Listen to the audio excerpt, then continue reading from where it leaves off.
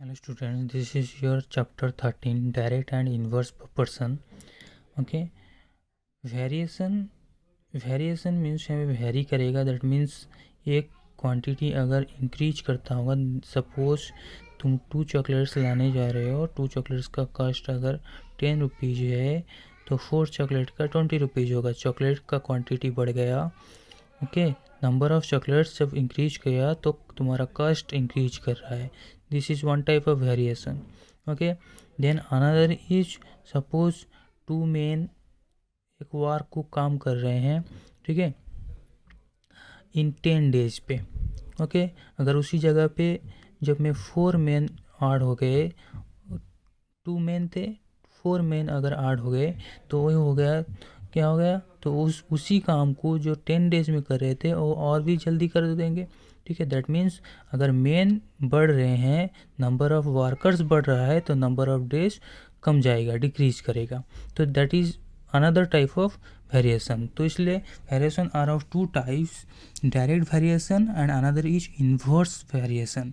और indirect variation, direct variation को direct proportion हम इसे बोल सकते हैं. And you can say indirect variation also inverse proportion. Okay, proportion में तुम्हें बोला हुआ था. proportion क्या होता है? 2 रेशियोज को इक्वल साइन में शो करते हैं. ये हो गया तुम्हारा proportion. फर्स्ट हमें देखना है डायरेक्ट वेरिएशन पे. यहाँ पे दिया है, तुम्हारा नोट्स दिया है, 2 quantities x and y very directly. अगर 2 quantity x and y very directly means x अगर इंक्रीज करेगा वाई भी इंक्रीज करेगा. इफ़ एक्स डिक्रीज किया तो वाई भी तुम्हारा डिक्रीज करेगा. ओके, इसे बोला जाता है direct proportion.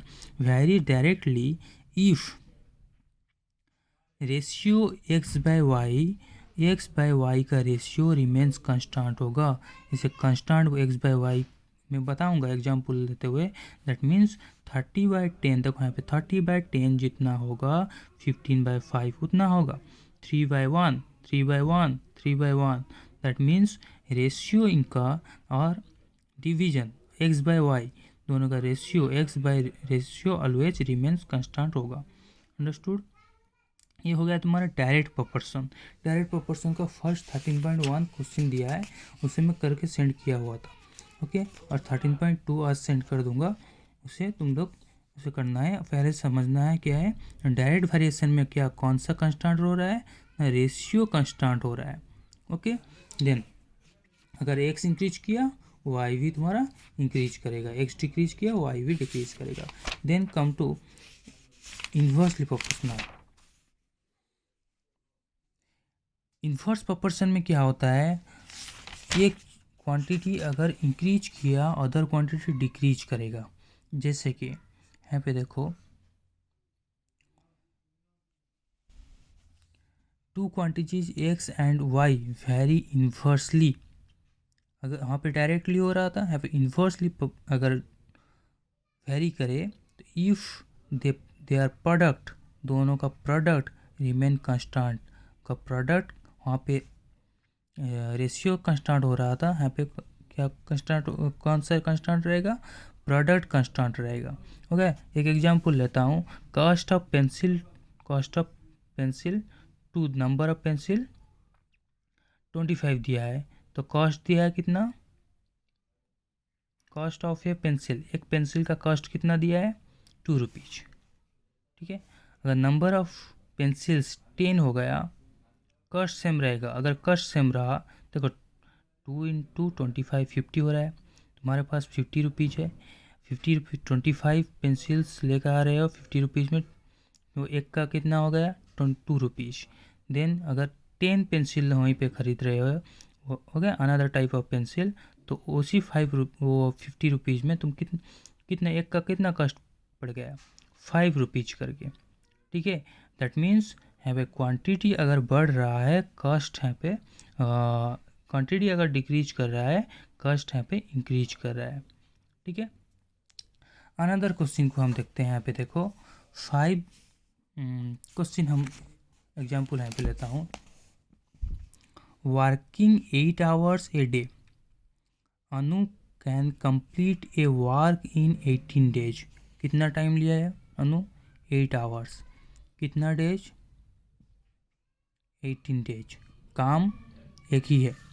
Okay, how many hours a day, दिन में कितना काम करने से शुड ही वर्क सो आज टू फिनिश द 12 डेज में कंप्लीट हो सकेगा। क्वेश्चन यहाँ पे समझना है क्या है, अगर तुम्हें 8 आवर्स काम कर रही थी अनु, 18 डेज में कंप्लीट हो रहा था, 12 डेज में कंप्लीट होने के लिए उसका दिन का डेली वर्क का आवर्स क्या होगा? इंक्रीज करना चाहिए। ओके, दैट मीन्स यहाँ पे डे जब डिक्रीज किया तो इंक्रीज करेगा तुम्हारा आवर। तो 8 by working hour, 8 number of days 18 ऐसे बॉक्स में तुम्हें करना है। देन यहाँ पे क्या दिया है, गिवन क्या दिया है, नंबर ऑफ डेज 12 दिया है, ये इसे ले लो, जो तुम्हारा रिक्वायर्ड डेज है उसे x ले लो। ठीक है, तो इन्वर्सली प्रोपोर्शन में 8 बाय 18, 8 इंटू 18, दैट मीन्स मैं बोला हुआ था इनका प्रोडक्ट क्या होता है, इक्वल होता है 8 into 18 equal to x into 12। Okay, then उसके बाद जैसे सिंप्लीफाई करते हो, सिंप्लीफाई करना है तुम्हें, x का वैल्यू निकालना है। Then another question, example 17, a car takes 2 hours to reach a destination by travelling at a speed of 60 kilometre per hour. ठीक है, how long will it take when the car travels at a speed of 8 kilometre per hour. यहाँ पे क्या समझना है, हमें मांगा क्या है, हाउ लॉन्ग, कितना टाइम लगेगा। ठीक है, तो टाइम को उसको लेट, तो रिक्वायर्ड टाइम को ले लो x। ओके, स्पीड बॉक्स के अंदर क्या लिखना है, speed in kilometre per our, अगर 60 किलोमीटर पर आवर पे जा रहा था उसे टाइम लग रहा था कितना, 2 आवर्स। ठीक है, देन अगर वो स्पीड बढ़ा दिया है, how long will it take when the car travels at a speed 80, that means speed increase किया, इंक्रीज इन स्पीड अगर इंक्रीज किया तो टाइम जल्दी ही पहुंचेगा, तो टाइम डिक्रीज कर जाएगा। ठीक है, तो यहाँ पे क्या है, इन्वर्सली प्रोपोर्शनल है, 60 into 2 equal to x into 80। Okay, then 80 आगे इस तरफ डिवाइड कर दो, करने के बाद जितना तुम्हारा आंसर आएगा। ओके, ये तुम्हारा हो गया इन्वर्सली प्रोपोर्शनल का, ये जैसा जितना क्वेश्चन है, ठीक है, 13.2 उसी टाइप का सारा होगा। ठीक है, ठीक है, अनदर और एक क्वेश्चन तुम्हें समझा देता हूँ। 18, example 18, school has 8 periods. Okay, a day each of the 45 minutes करके है, नंबर ऑफ पीरियड्स 8, ड्यूरेशन हो गया 45 minutes. Okay, then how long would each period be if the school has 9 period. अगर पीरियड बढ़ गया तो टाइम कम जाएगा, क्योंकि ड्यूरेशन ऑफ द स्कूल का ड्यूरेशन हमारा क्या होता है, कंस्टेंट होता है। अगर तुम पीरियड बढ़ाओगे तो टाइम कम जाएगा, तो पीरियड अगर 9 हो गया, टाइम कितना होगा उसे x ले लो, 8 इंटू 45, 9 इंटू x। तुम्हें सिर्फ क्वेश्चन को समझना है कहाँ पर डायरेक्टली प्रोपोर्शन है या कहाँ पे इनडायरेक्टली प्रोपोर्शनल है, देन उसके बाद तुम कर पाओगे। तुम्हारा देखना है जो क्वांटिटी दिया है, एक इंक्रीज करने के लिए अनदर डिक्रीज कर रहा है या इंक्रीज कर रहा है। अगर इंक्रीज विथ इंक्रीज हुआ और डिक्रीज विथ डिक्रीज हुआ तो डायरेक्टली प्रोपोर्शनल, अगर इंक्रीज विथ डिक्रीज और डिक्रीज विथ इंक्रीज हुआ उस टाइम में क्या करना है, इन्वर्सली प्रोपोर्शनल करना है। ये हो गया तुम्हारा 13.2 का कुछ एग्जाम्पल्स बताया हूँ, और इसका क्वेश्चन का आंसर मैं तुम्हें सेंड करूँगा, इसे लिख लेना। ओके, देन 13.1 का कुछ एग्जाम्पल मैं बता देता हूँ तुम्हें। सपोज एक एग्जाम्पल बताता हूँ, यहाँ पे देखो दिया है, suppose 2 kg sugar contains 9 into 10⁶ crystals, how many sugar crystal are 5 kg। देखो 2 kg में अगर इतना क्रिस्टल है, then how many sugar crystal, कितना क्रिस्टल रहेगा आर 5 kg में।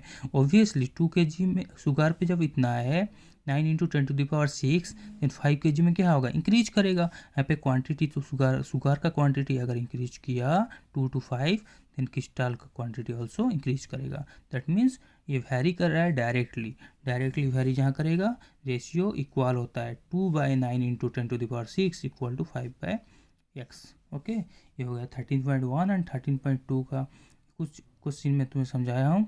देन उसका क्वेश्चन का आंसर सेंड करूँगा एक्सरसाइज का, उसे लिख लेना। Okay, thank you.